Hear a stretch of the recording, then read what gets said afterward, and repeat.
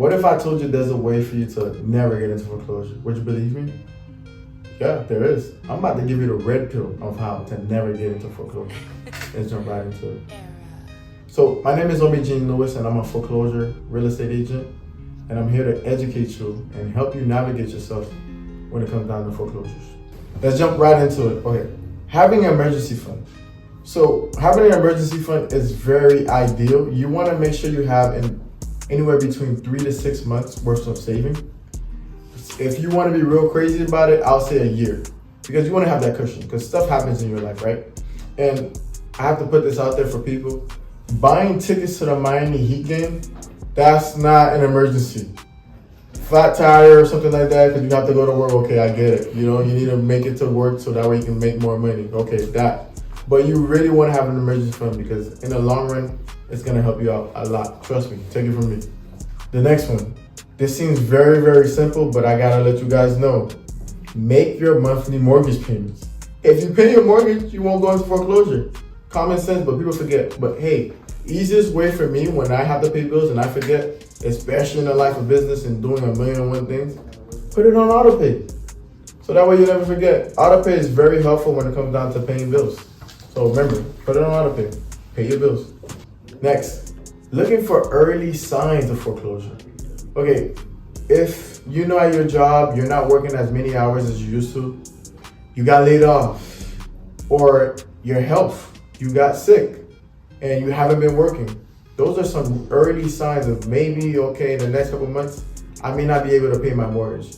And you want to go ahead and do something about it right away. Always pay attention to early signs. Because sometimes in our heads, we be like, okay, I got this, I'm going to make it work. Always think positive, but look at the signs. Let's say you did lose your job, you got laid off.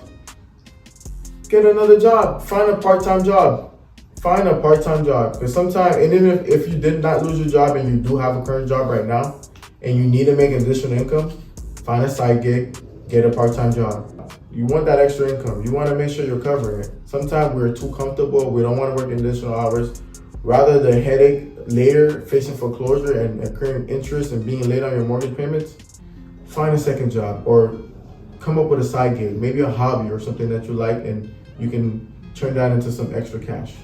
Refinance before you become late on your mortgage. So it's very, very important. When you become late on your mortgage, you no longer have the option to refinance, because lenders will see that on your credit report and they will not refinance your mortgage. So before, if early on you see that you're about to miss payments, go ahead and see if you can refinance your mortgage. I know the rate might be a little too high or whatnot, but hey, it's better than going into pre-foreclosure.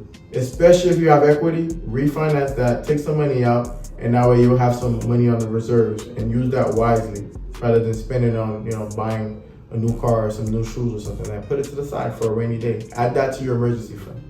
Okay, so the next one might sound a little crazy, and most people don't even think about that, but get life insurance and health insurance.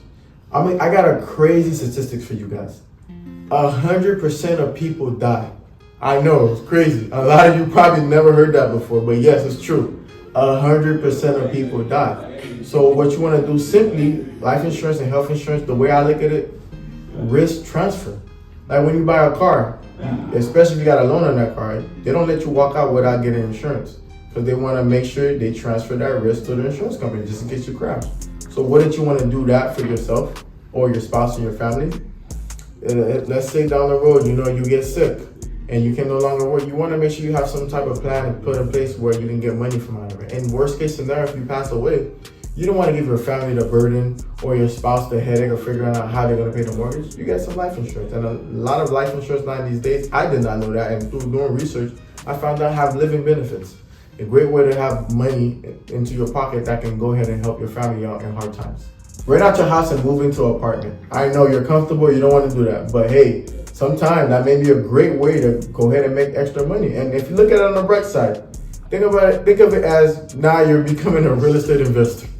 You're going through thinking about foreclosure or becoming a real estate investor, become that real estate investor. Rent out your house. That is a great way to make additional income so that way you can catch back up on your mortgage, rent it out for a year, and if things get back to normal, then you move right back into your house. But if things are going great, continue to build up some money and maybe purchase a second house and do the same thing.